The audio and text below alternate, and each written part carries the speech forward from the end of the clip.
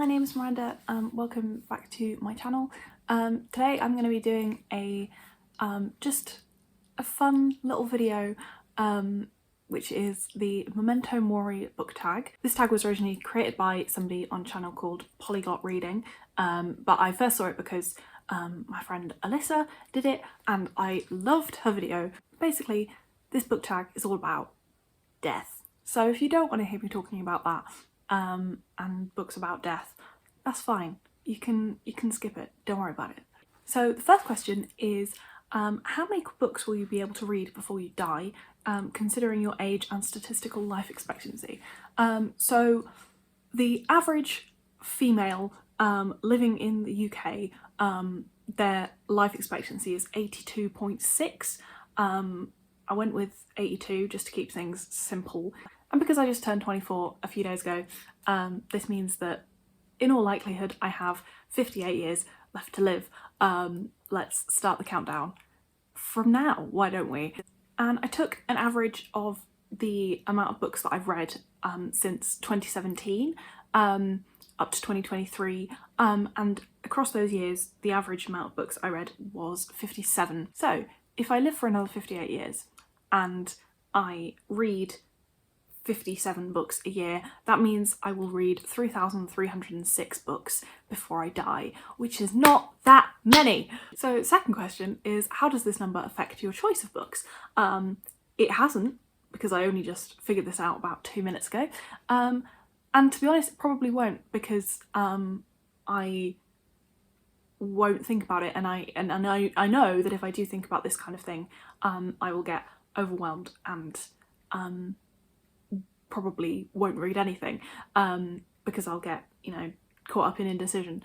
So it's better to read what I want to read in the moment and see what happens. Because I've kind of come to a point now where I have accepted that I will not read every book that ever exists. I won't read every book that I want to read, and I won't do all the things that I want to do generally in my life, and that's fine. That's not a problem. It's okay. It is the reality of being a human being, and that's, it's fine. There's no right choices that you can make that will optimize, the amount of books you read or whatever. To me, it doesn't bother me. The third question is, what will happen to your book collection once you've passed away?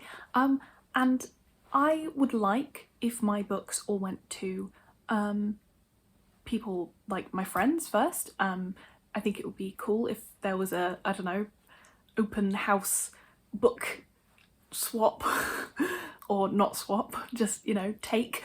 And I'd also be very happy if they all ended up going into like charity shops, or just random places where they could be read by other people. I'm not particularly precious about my books, like I give them away all the time anyway, and the idea of, like them having a life beyond me is just nice. Question 4 is there a book that helps you cope with the disturbing fact of a limited lifespan? And I've chosen a few. The first one is Northwoods by Daniel Mason, which is just a beautiful book that I adore and I think everyone should read. Please read it. And I don't want to say too much because I think it's good to go into this book not knowing anything, but the way it handles the idea of like passing on and kind of a sort of afterlife and ghosts of a kind was very comforting to me, and even though it was disturbing in some ways, it was also uplifting in the sense that there's a kind of idea of some sort of afterlife, which is interesting to think about, but also it just made me think about the fact that it sounds stupid, but like death is the ultimate communal experience in a sense, in that everyone does it, and it's something that links people together. It makes you think about, oh, everyone I love is gonna die, and we can talk about that together and deal with it together, and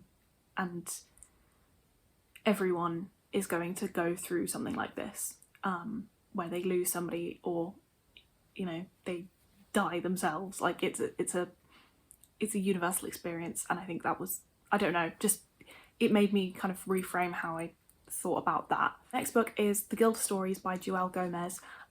This is a beautiful, weird book about vampires and immortality. In a way, it sort of, you know, makes mortality not seem as bad, because immortality is sort of kind of sucks, but also it's just like very much a story about found family and love, and that also like combined with the sort of thinking about immortality and death. It kind of combined with that, it made it into a very yeah, comforting read again. Question 5 is, which book on this topic do you consider the most witty or entertaining one? I haven't read that many funny books about death, but that's partly because I just don't read that many funny books. But the one I will say is Gideon the Ninth by Tamysn Muir, because it's bloody hilarious and so just original and wonderful. It's a fantasy book. Lots of stuff happens, lots of weird things happen, you won't know what's going on for a lot of it, but there's necromancy and people using dead bodies to create cool stuff. And the characters are just so entertaining and human, that even though lots of horrible stuff is happening, it's still just really fun to read and made it feel like really human and real, and I loved it. Question 6 is, do you have a specific non-fiction book on the topic of death that you'd like to recommend? And I have 2. The first one is Rest in Pieces by Bess Lovejoy. I read this ages ago and I really enjoyed it. It's about like the fates of corpses and like what happened to the corpses of famous people after they died.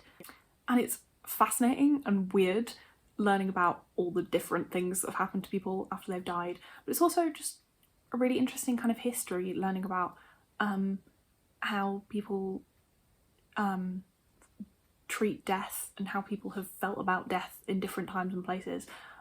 So yeah, really recommend that. And the other one is I Am by Maggie O'Farrell, which is a memoir that sort of structures itself around different near-death experiences that Maggie O'Farrell has had, and they vary hugely, like kind of from drowning in a pool as a child to like almost getting kidnapped while on holiday, and kind of various health-related things as an adult.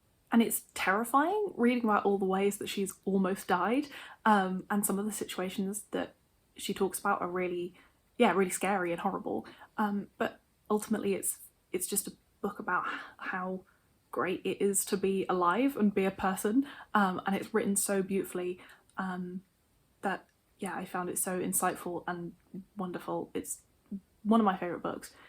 Question 7 is, humour can be helpful to confront death. Do you have a favourite witty quote on this topic? And I don't. I don't have that many, you know, fun quotes just sitting on top of my old dome, unfortunately. And when I googled funny quotes about death, I didn't really like any of the ones that came up.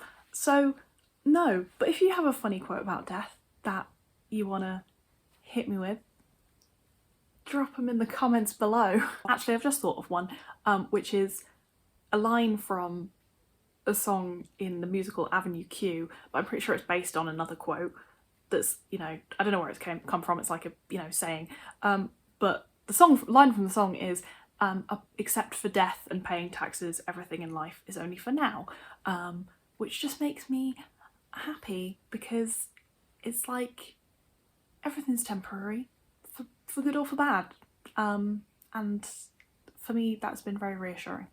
And the last question is, does this tag make you feel uneasy, or are you quite relaxed about this topic? I think relaxed is probably the wrong word, but also I'm kind of, I don't think about death that much, like because like I say, I know that if I do, it will take over my life, and for me the best way to exist that I've found is to just get through every day and every minute one at a time, and just do what I'm doing at any given point and not think about death too much.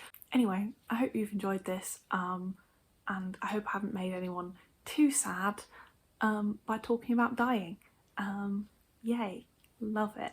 But yeah, thank you very much for watching. I will see you soon.